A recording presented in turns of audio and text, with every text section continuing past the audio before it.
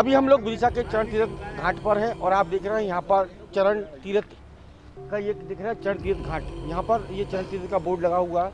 मतलब यहाँ इतिहास बताता कि भगवान श्री राम का यहाँ पर काफ़ी पुराने समय भगवान श्री राम का यहाँ आगमन हुआ था और इसी को लेकर हम इस खबर को उठाने की बात कर रहे हैं, बताने की बात कर रहे हैं। मध्य प्रदेश सरकार ने एक कैबिनेट में एक बड़ा फैसला किया है। फैसला ये है कि रामचंद्र न्यास का गठन होगा और वन गमन राम का जी का जो वन गमन हुआ था उस पर एक कमेटी बनी जाएगी और एक न्यास बना जाएगा उसके लिए। लेकिन उन्होंने इस बात का उल्लेख किया है कि मध्य प्रदेश के अंदर जहाँ जहाँ से श्री रामचंद्र जी निकले हुए हैं उनके लिए वहाँ एक पथ गमन वन गमन के लिए उन्होंने व्यवस्था की है और पर्यटक स्थल की घोषणा भी की है। लेकिन विदिशा को छोड़ दिया गया है। विदिशा को छोड़ने पर हम आपको इसलिए खबर दिखा रहे हैं क्योंकि कभी यहाँ पर भगवान श्री राम का और भैया लक्ष्मण सीता जी का आना हुआ था। इस संबंध में हमने शहर के कुछ सामाजिक, धार्मिक, राजनीतिक और साहित्यकार और इतिहासकार और धर्मगुरुओं से चर्चा की तो उन्होंने इस बात का उल्लेख भी किया है और प्रमाण भी दिया है कि भगवान श्री राम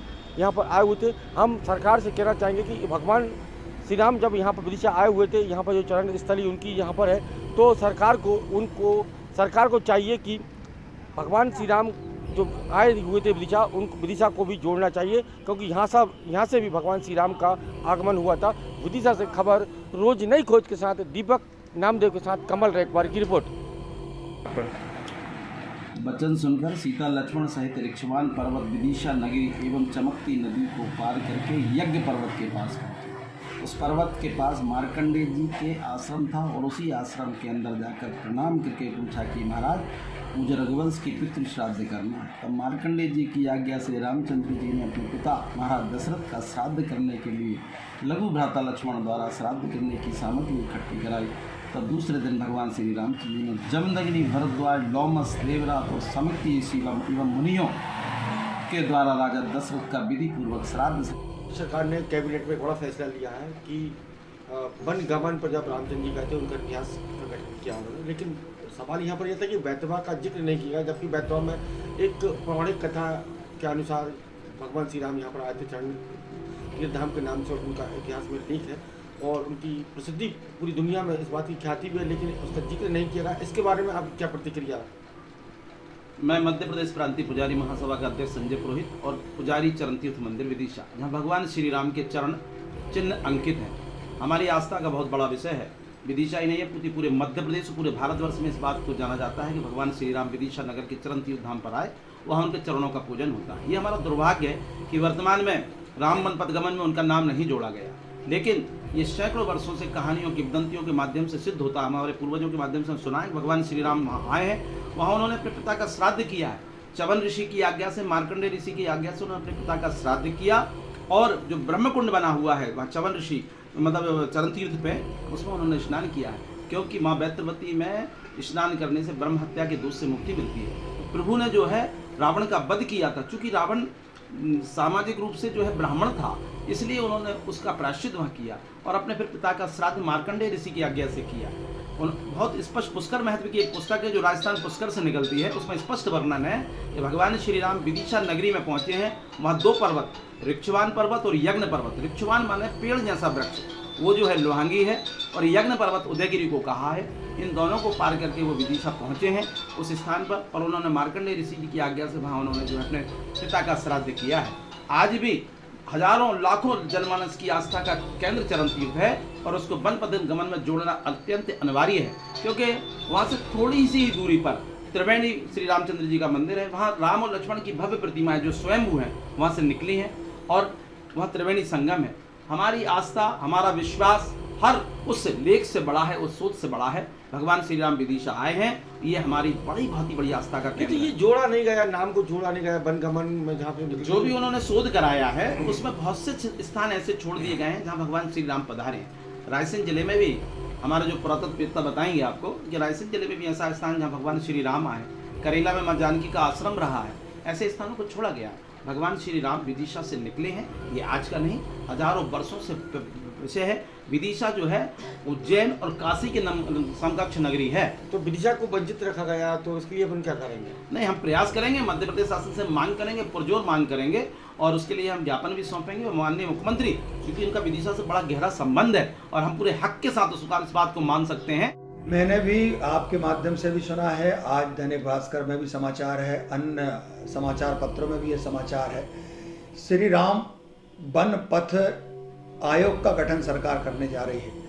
उसमें मैंने जो मैप देखा है, उस मैप में विदिशा का उल्लेख नहीं है उस नक्शे में, जबकि विदिशा की पौराणिक मान्यता है। हमारे धार्मिक क्षेत्र के लोग, हमारे जो विद्वान हैं, जिनको विदिशा के इतिहास की जानकारी है, उनको यह पता है कि विदिशा भगवान राम आए थे, और जब वो आए थे तो उनके जब चरण पड़े थे तो उसको हम चरण तीर्थ के नाम से जानते हैं। ऐसा विदिशा के लोगों की मान्यता है।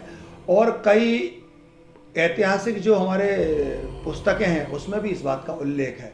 तो मैं समझ नहीं पा रहा हूँ आखिर कहाँ हमारे जो प्रदेश के इतिहास के जानकार लोग हैं, धार्मिक क्षेत्र के जानकार लोग हैं, उनसे कहाँ यह चूक हुई कि विदिशा का उसमें उल्लेख नहीं है। मैं आपके माध्यम से प्रदेश की सरकार से, संस्कृति विभाग से यह प्रार्थना करूंगा कि कृपया यह जो राम पथ गमन जो निगम बनने जा रहा है, इसमें कृपा करके विदिशा का भी उल्लेख किया जाए, जिससे विदिशा के धार्मिक, सांस्कृतिक जो लोग हैं, सामाजिक लोग हैं, उनका सम्मान उसमें बना रहे। यह ऐसी मैं प्रार्थना हमारे संस्कृति विभाग से और प्रदेश सरकार से करूंगा।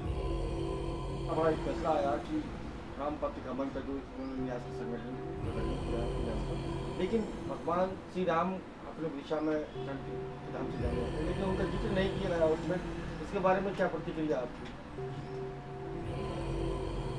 केंद्र सरकार द्वारा राम वन पथ गमन निर्धारण हेतु एक समिति बनाई गई थी। उसकी रिपोर्ट के आधार पर मध्य प्रदेश सरकार ने ये निर्णय लिया है, और विदिशा की दृष्टि से ये निर्णय दुर्भाग्यपूर्ण है। हमारी जन मान्यताएँ हैं, जनश्रुतियाँ हैं, और कई पुराणों में भी इस बात का उल्लेख है कि राम विदिशा आए।